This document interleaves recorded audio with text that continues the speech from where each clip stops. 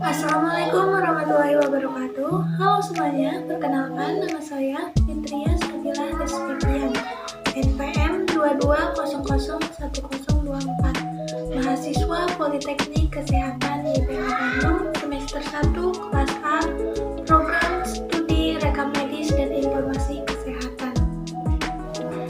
Di sini saya akan menjelaskan sedikit mengenai rekam medis dan sedikit mengenal kampus Politeknik Kesehatan YPH Bandung ini. Video ini ditujukan untuk memenuhi tugas dari Ibu Emi Rohini, SPD, MPD, selaku dosen Bahasa Indonesia. Selamat menyaksikan.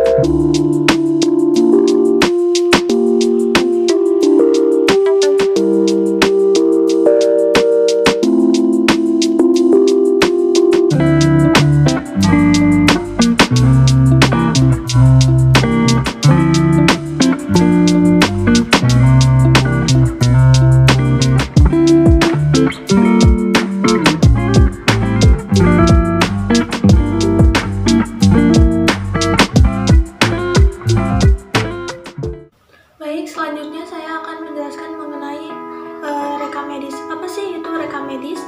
Rekam medis adalah bukti tertulis baik dalam kertas maupun elektronik yang merekam berbagai informasi kesehatan pasien seperti rencana asuhan, rincian pelaksanaan asuhan, dan pengobatan dan juga perkembangan kesehatan pasien. Adapun pengertian rekam medis menurut Permenkes yaitu berkas yang berisikan catatan atau dokumen tentang identitas pasien, pemeriksaan, pengobatan, dan tindakan dan pelayanan lain yang telah diberikan kepada pasien. Adanya rekam medis ini bertujuan untuk menunjang tertib administrasi dalam rangka upaya peningkatan pelayanan kesehatan di rumah sakit. Menurut Dirjen Yamen dan menurut Hukman, tujuan rekam medis yaitu untuk secara akurat dan lengkap mendokumentasikan sejarah kehidupan dan kesehatan pasien, termasuk penyakit masa lalu dan penyakit sekarang dengan penekanan dan kejadian-kejadian yang mempengaruhi pasien selama masa perawatan. Selanjutnya yaitu fungsinya rekam medis sebagai administrasi, legal, finansial, riset, education, documentation, akurat, informatif, responsibility. Kegunaan rekam medis ini pertama diantaranya sebagai alat komunikasi antara dokter dan tenaga ahli lainnya.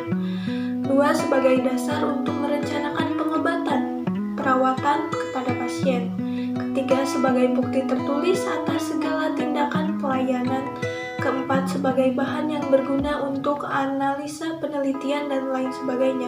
Kelima, melindungi kepentingan hukum bagi pasien dan lain sebagainya. Selanjutnya yaitu sejarah rekam medis. Rekam medis ini pertama yaitu pada zaman batu atau paleolitik, kurang lebih 25.000 tahun sebelum Masehi, dan lahirnya rekam medis ini sama dengan lahirnya ilmu kedokteran. Kedua, pada zaman Mesir kuno terdapat dua tokoh yang berpengaruh. Pertama ada Dewa Thoth yaitu ahli pengobatan yang dianggap dewa kebijakan, dikenal sebagai dewa berkepala iblis. Beliau mengarang 6 buku mengenai masalah kedokteran. Kedua, Infotech, yaitu dokter pertama yang menjelaskan rekam medis, yang menjalankan rekam medis. Ketiga, yaitu zaman Yunani. Adanya Aesculapius sebagai dewa kedokteran mempunyai tongkat dililit ular sebagai simbol ilmu kedokteran. Lalu ada Hippocrates sebagai bapak ilmu kedokteran yang mulai praktek kedokteran secara ilmu modern. Yang keempat, pada zaman Yunani Romawi, adanya Galen. Beliau adalah orang pertama yang memperkenalkan fungsi dari arteri atau pembuluh darah. Lalu ada Santo Jerome, orang pertama yang menyebutkan perkataan rumah sakit. Kelima, zaman Bizantium, yaitu satu-satunya pekerjaan rekam medis yang dilakukan, yaitu mencatat para dokter kuno. Keenam, zaman Yahudi, yaitu adanya buku Laetius yang berisi tentang hidup higienis. Ketujuh, zaman Nabi Muhammad SAW, adanya Krates, yakni mengarang buku tentang penyakit menular dan dokter pertama yang menggunakan alkohol dan usus kambing untuk menjahit luka. Kedelapan, zaman abad pertengahan, adanya rumah sakit Bartholomeus di London. 9, zaman Renaissance, adanya Andreas Vesalius, yaitu bangsa Belgia dan dokter yang mempelajari ilmu anatomi melalui pembedahan mayat. Ke-10, abad ke-17, adanya Kapten John Gray, yaitu mengembangkan study bill of mortality atau angka kematian. Ke-11, pada abad ke-18, adanya rumah sakit di New York. Ke-12 itu abad ke-19, adanya Nyonya Grace Whiting. Ia adalah ahli rekam medis pertama di rumah sakit. Lalu abad ke-20, yaitu rumah sakit Amerika untuk pertama kalinya melakukan diskusi rekam medis. Lalu perkembangan rekam medis di Indonesia dimulai masa kemerdekaan, di mana rumah sakit sudah ada pencatatan tapi belum seragam. Lalu tahun 1960 adanya peraturan tentang wajib simpan rahasia kedokteran, dan tahun 1972 membuat rekam medis yang berdasarkan ketentuan. Tahun 1989 dikeluarkan Permenkes tentang rekam medis. Tahun 1991 adanya petunjuk teknis penyelenggara rekam medis di rumah sakit. Dan tahun 1999 adanya buku pedoman pengelolaan rekam medis di rumah sakit Indonesia yang berevisi.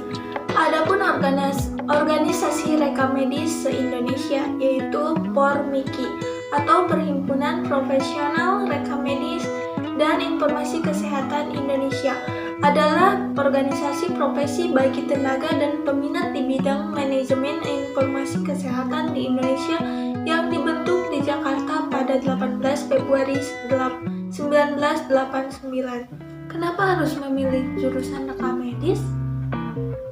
Pertama, karena jurusan rekam medis sangat cocok bagi kamu yang suka menganalisa dan memiliki perhatian yang baik terhadap dunia kesehatan. Kedua, bidang rekam medis sangat erat hubungannya dengan sistem informasi karena produk dari rekam medis adalah informasi riwayat, informasi kesehatan, dan perawatan seorang pasien. Jadi jurusan ini juga cocok untuk kamu yang menyukai bidang sistem informasi tapi ingin mengaplikasikannya di bidang kesehatan. Yang ketiga, peluang karir lulusan jurusan rekam medis sebenarnya sudah cukup terarah karena setiap rumah sakit atau klinik membutuhkannya. Seperti itu diantaranya. Nah, apakah kamu mulai tertarik atau berminat bergabung menjadi seorang rekam medis? Dan untuk prospek kerjanya, kita bisa bekerja di rumah sakit, klinik, puskesmas, sebagai staf ahli informasi medis, kepala bagian informasi medis, teknisi alat kesehatan, teknisi rekam medis, peneliti sistem informasi kesehatan, lalu bisa juga kerja di pusat BPJS. Bukan hanya itu saja, bisa juga sebagai penulis mengenai informasi kesehatan dan juga sebagai dosen dan lain sebagainya. Dan untuk pembelajaran di kampus ini telah menggunakan metodenya kampus merdeka. Kampus ini juga terdapat kelas reguler, kelas karyawan. Lalu pembelajaran di kampus ini sangat menyenangkan.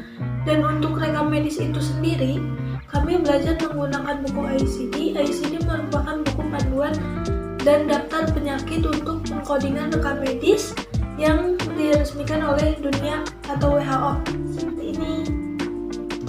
Dan untuk lebih lengkapnya bisa dilihat di web kampus ini atau di media sosial lainnya. Hanya sekian yang dapat saya